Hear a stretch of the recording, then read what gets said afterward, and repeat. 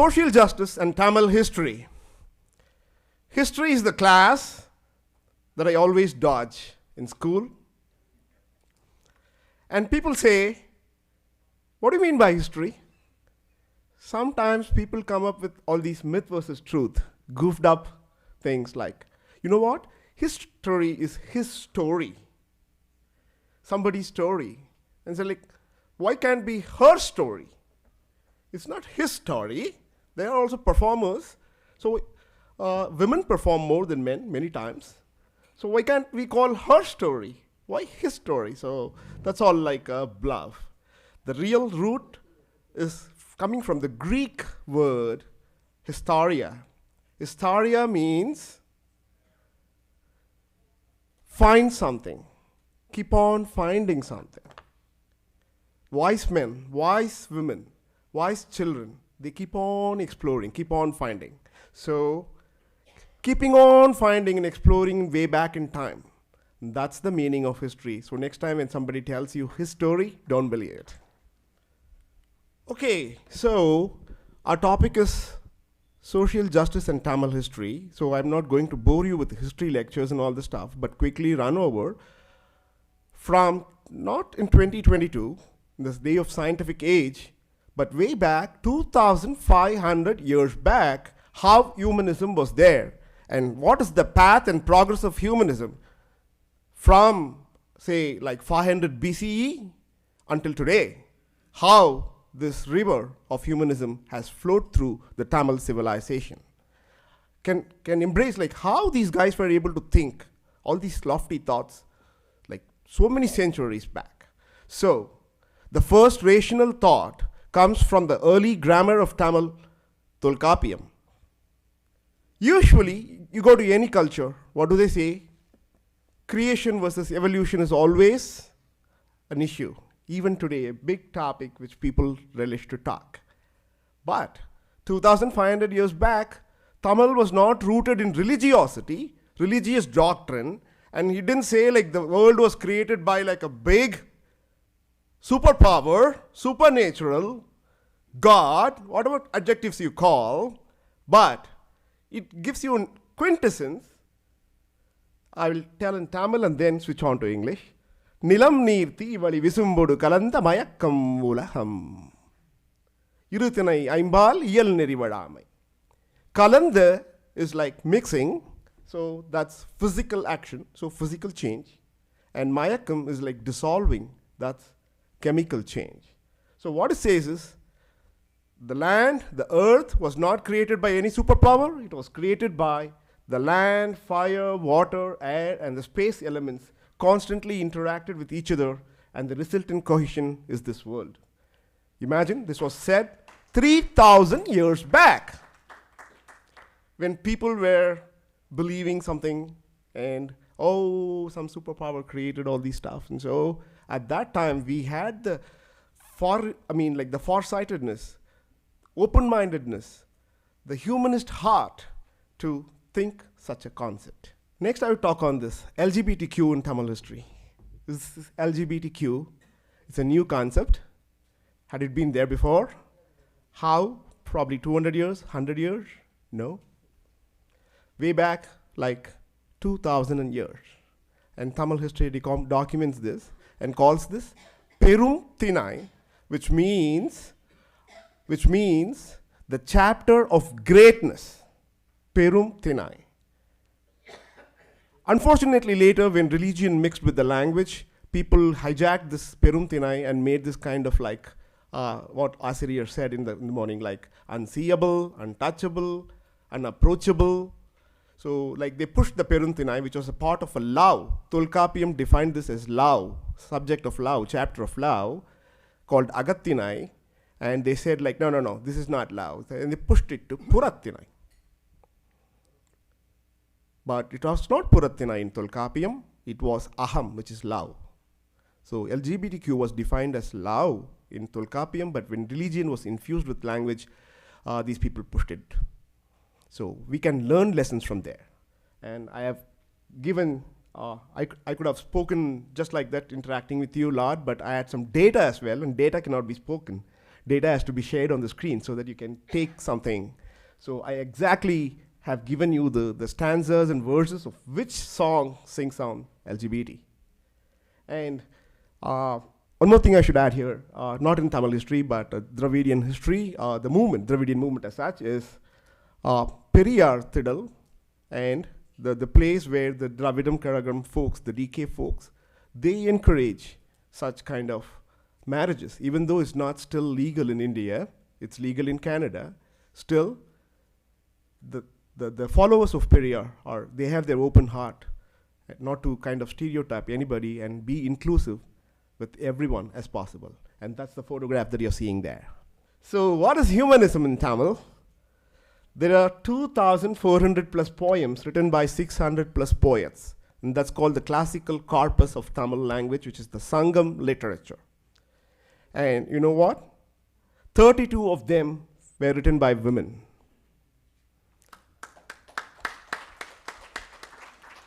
And there was a woman called Velli Vidiyar, and she was more powerful, voicey, more than the male counterparts. She can talk on any subject without any taboo. Velli Vidiyar. Give a big hand for Velli Vidiyar. And this literature was not only on kings. Kings used to write poems, which was like, oh, we had that in Tamil Nadu.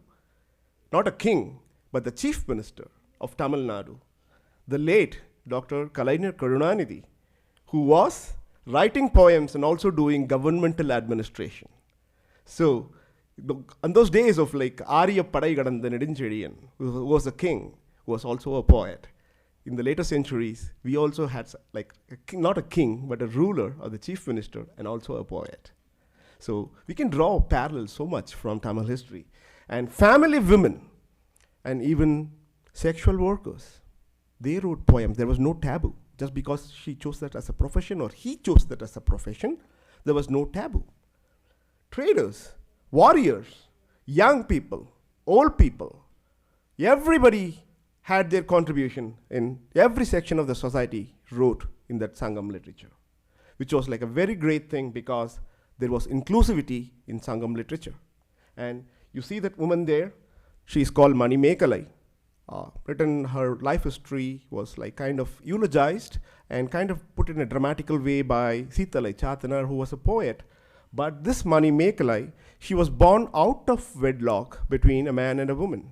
And at the time, there was no taboo in Tamil society where they could even accept such people, such women from those fringe margins, which we call now. They were not fringe, but they were able to accept her as the leader of the epic.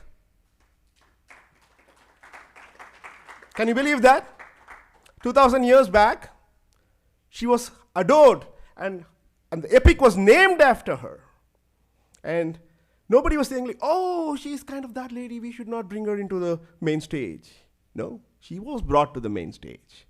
So such was the inclusivity of Tamil literature. So Tamil literature, Tamil history, and Tamil anthropology, from Sangam Tamil to scientific Tamil, social justice, self-respect, equality, rationalism, apatheism, which you're going to see. What is apatheism? I've heard about theism, I've heard about atheism. What is apatheism? We are going to talk about that, shall we? Feminism, I would like to call it anti-superiority, but the official term that has been implied is anti-Brahmanism. So I don't want to, point out to anybody by the name Brahmin or anything, so I always put the ism. We are on humanism, they are on Brahmanism. So we're not pointing fingers at a specific group of people or a specific people or fundamental people.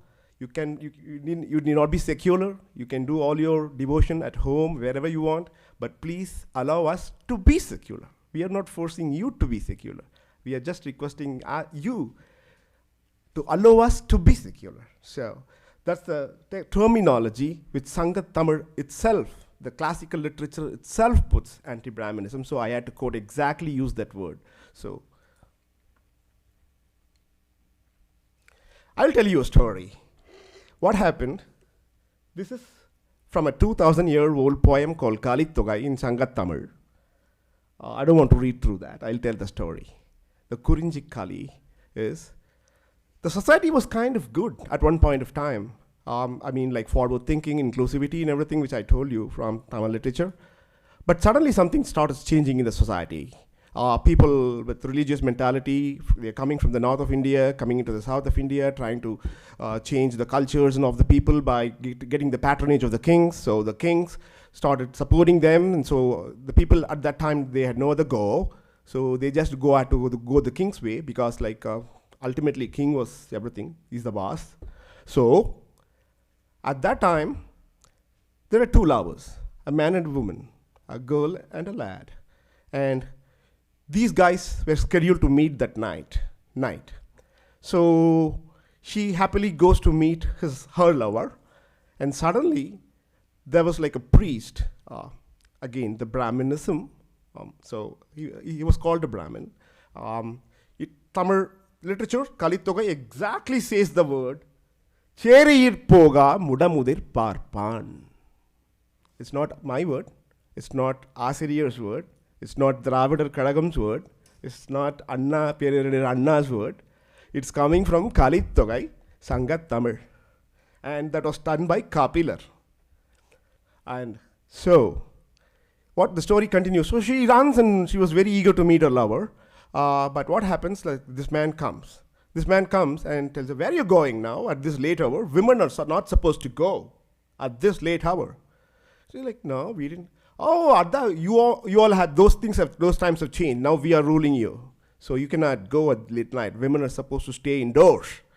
So like, and then, okay, having come, you're already outside. Can you come with me? We can go to a shade and do something.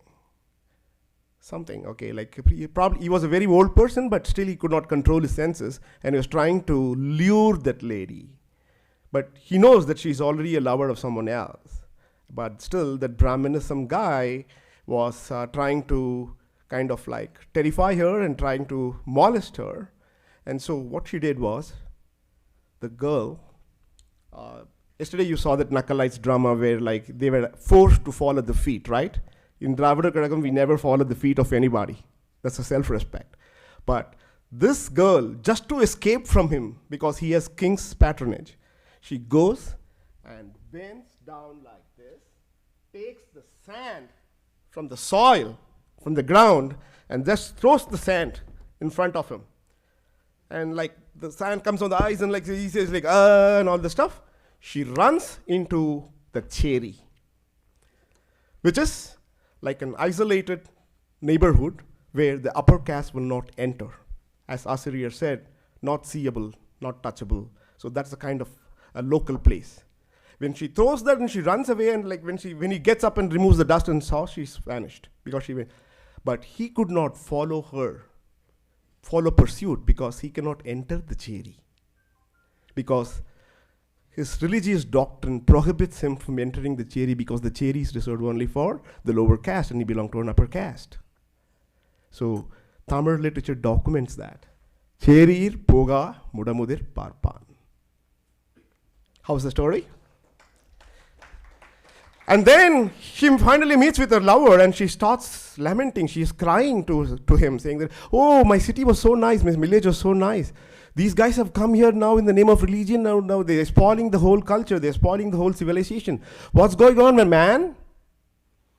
And he consoles her, like, come on, let's change this. And that's the kind of story that we have in Kalit. Okay, so let me jump to other slides quickly. Feminism and rationalism in Sangat Tamil, classical Tamil. You may be a god, but you are a fool. Who says that? Women. A woman says that. 2,000 years back, women had this freedom to say, hey, God, what is the God? God, you're a fool God. Murugan is supposed to be the Tamil Kadavul. Even sometimes on the media, they call me Muruga. I don't know why. They changed my whole name.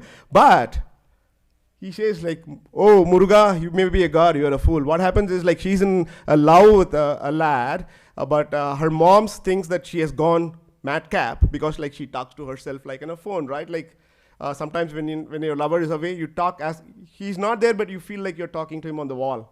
So she's kind of like mad in love, and she starts talking like that, and then her mom thinks like, oh, she had something, and so she calls the priest to remove the evil spirit in her. And the priest comes and does all these and all the paraphernalia, and then she starts laughing.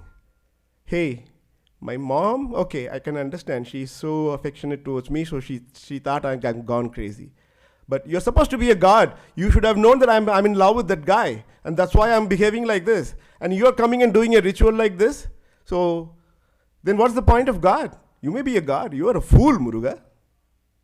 And that's what the girl sees it. And that's the courage of the girl. And that's the feminism that we have in Sangatamar. I'm going to jump quick slides. Theism and atheism. We know theism is pro-God. I believe in God. Atheism is I don't believe in God. Worldwide, that's the definition. But in India, in the context of India, please have this in mind. Theism is not belief in God. Theism is in the belief of Brahmanical superiority. If you believe in Vedas, you are a theist. If you don't believe in Vedas, the book of Brahmins, you are an atheist. So Lord Buddha, they called him atheist. Mahavira, the Jain religion, they called atheist. Ashivakam, they called them atheist. Why? Buddhism has some gods too. I mean, not gods, fairies. But why did they call them atheist? Because Buddha denounced the Vedas, the book of the Brahmins. So they were called atheists. So worldwide, the definition is like theism is belief in God, atheism is non-belief in God, but in India it's belief in Vedas and non-belief in Vedas. In the Indian context and Sri Lankan context, sorry. I will include Sri Lanka as well. So, but Tamil literature, why you guys are fighting? Theist, atheist, all this. Come on. Just don't care about it. That's what apatheism is. Apathy. Apathy means like, okay, I care. I care for you. So I don't even care whether he exists or not. Let me live my life.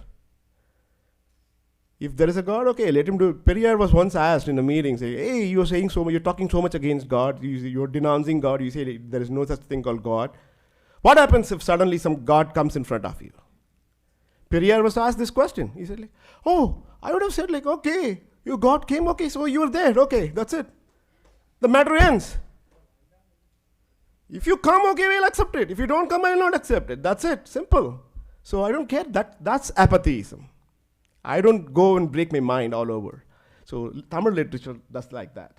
And it says, Nadukalle paravinalladu, nelluguttu paravum kadavulum ilame. கடவுள் இல்லை அப்படிங்கிற தமிழ் சொல்லை திராவிட இயக்கம் தந்தை பெரியார் அவர்கள் சொல்லியிருந்தாலும் அப்பெரியாருக்கு 2000 ஆண்டு காலத்துக்கு முன்பே தமிழ் இலக்கியத்தில் சங்கத்தமிழ் இலக்கியத்தில் கடவுளும் இலமே என்ற பாடல் பதிவாகியுள்ளது. நீதிமன்றங்களில் கடவுள் இல்லை என்ற வாசகத்தை எடுக்க வேண்டும் என்று வழக்கு தொடுத்தால் சங்கத்தமிழிலிருந்து எடுக்க வேண்டுமா? முடியுமா? கடவுளும் இலமே. That's the exact word that's being there as apatheist proof. This is, I just put the data, that's why I want to do the slides. Concordance in Tamil literature is like, how much times this kind of discussion, like about Aryans, Parpan என்கின்ற சொல், the word called Parpan, how many times it occurs in Sangat Tamil? In all those books. 11 மேல் கணக்கு, 11 கீழ் கணக்கு. The upper anthologies and the lower anthologies. The 18 anthologies and the lower 18 anthologies put together, the 836 books, these are the tables. How many times? 46 times. From Tolkapiyam and Sangat Tamil. Sangam Maraviya Tamil, Tirukkural and all this stuff. 20 times. And then 5 major epics and pies. Aimperum Kapiyangal, Ainchir Kapiyangal. 55 times. What is social injustice? I don't like it, that's why I scored it. I don't like injustice. So, just for the benefit of readers, I'll just quickly read it. What does it say? What is social injustice? What do you think about it? What is it? Come on. Smriti prohibits lower caste education. Lower caste should not be educated at any cost. Pratisheda shudrasya smartahe. Samskrita sloka. If you are educated, or if you accidentally are educated or hear something about education, what should be done? Vedam upastravanas trapujjadubhuyan srotra pratipuranam. Pour the molten lead in the ears. Even if they ear, you can see the molten lead at the top and the ear at the bottom. Imagine such a hot lead is going into your ears just because you heard about education. Rohit Vemula, he was denied his education in higher institutions of learning. He committed suicide. Yesterday somebody talked about Rohit Vemula. Sometimes I relate with him. I also gone through the same exercise some time back. Suicidal thinkings. I don't want to make this a melancholy session, so let me skip that. So, other one. Okay, what if you utter the Vedas? What if you utter the Vedas? Bhavati cha Vedocharane jihva chedaha. Jihva means tongue. Cut the tongue, slit the tongue. This is the punishment. Nobody can question. It's not a day of democracy, it was days of kings. Autocracy. So prohibition of hearing, studying and understanding. Shravana, Adhyayana, Ardha, Pradishedatha. All these things, I didn't make up my own Sanskrit sloka. This is written by Sri Adi Shankaracharya as a Bhashyam to the Vedas, Brahma Sutra Bhashyam, Vyasa Munivarke Rumungulik. The Veda Vyasa who did the four scoping of the Vedas. So, to the commentary, Adi Shankara records this. This is social injustice. So we come to almost the concluding slides. Then what is social justice? You said all these things are injustice. It is injustice, right? If you want to pour molten lead in your ear, is that justice or injustice? Tell me. Injustice. So delivering justice to our societies is social justice. Simple. There's no big definition. You don't have to be such philosophical. You have to deliver the justice, the lost justice to the societies. So that is social justice. But how are you going to deliver the social justice? Equality. Simple. Just one word. Pirappu okkum ella uyirkum. Thomas was saying, melirundum melallar melallar. Kidurundum kidallar kidallavar. So, okkum means equality. Every human deserves equal opportunities in social, economic, education, quality of life. Equality. Do you agree with this statement? Can you stand and tell, like whether you agree or disagree? Anybody, everybody. Let's do the whole exercise again like what Shrishti did yesterday.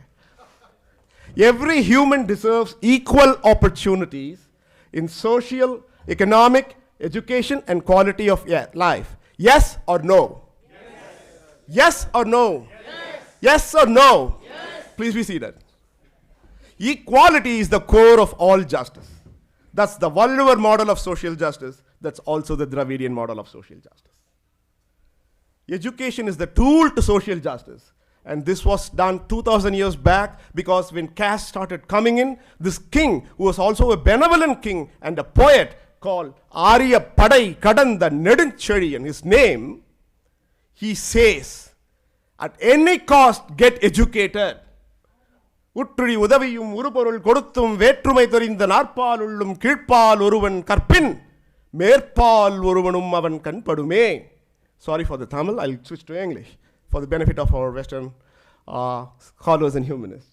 And within the four classes of the society and the caste discrimination and all this stuff, should anyone from what you call the lower caste becomes a learned man, and then even those who claim to be the highest class, they have to come to him to study. And that's the power of education.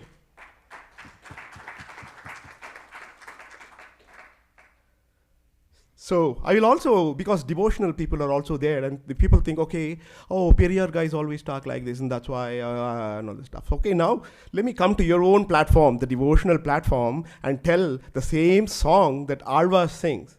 Alvar is supposed to be a poet. I mean, like a bhakti poet, a devotional poet. And he calls those kind of Brahmanistic guys, the Brahmanism guys, he calls You are calling me low caste? No way. You are a anti-humanist. Probably you should be the low caste because your brain is corrupted. And he sings that song 1,000 years back. Let me sing. I'm going to recite that song. Amaravor angam arum vedam or nangumbodi tamargalil தலைவராய ஜாதி அந்தணர்கள் ஏலும் நுமர்களை பழிப்பாராகில் நொடிப்பதோர் அளவிலாங்கே அவர்கள்தாம் புலையர் போலும் அரங்கமா நகருளானே. Whom do you call pulayas? We are not pulayas. We are not low caste. You are against humanism. Please consider yourself. You might be the low because your mind is low. Your thought is low. We are not low. I am not saying this. Your own Alvar, the great religious poet, he himself is singing this. So then you can imagine the amount of discrimination that have been there like 1,000 years back. So with that, we conclude this. Dear humanist, go to the people. I always love the word go to the people. Last year was also telling this morning. Our great scholar and the humanist, the great humanist and the great scholar and the great academician from our own Dravidian movement, Arignar Anna, who got the Chubb Fellowship from Yale University. This was his words. Dear brother, go to the people, live among them, learn from them, love them, serve them, plan with them, start with what they have, build on what they hold. So that was the words of Anna, Arignar Anna, that essentially captures humanism. So with that, I conclude, equality is the core of all social justice. Equality is the core of all social justice. Equality is the core of all social justice. Vanakkam.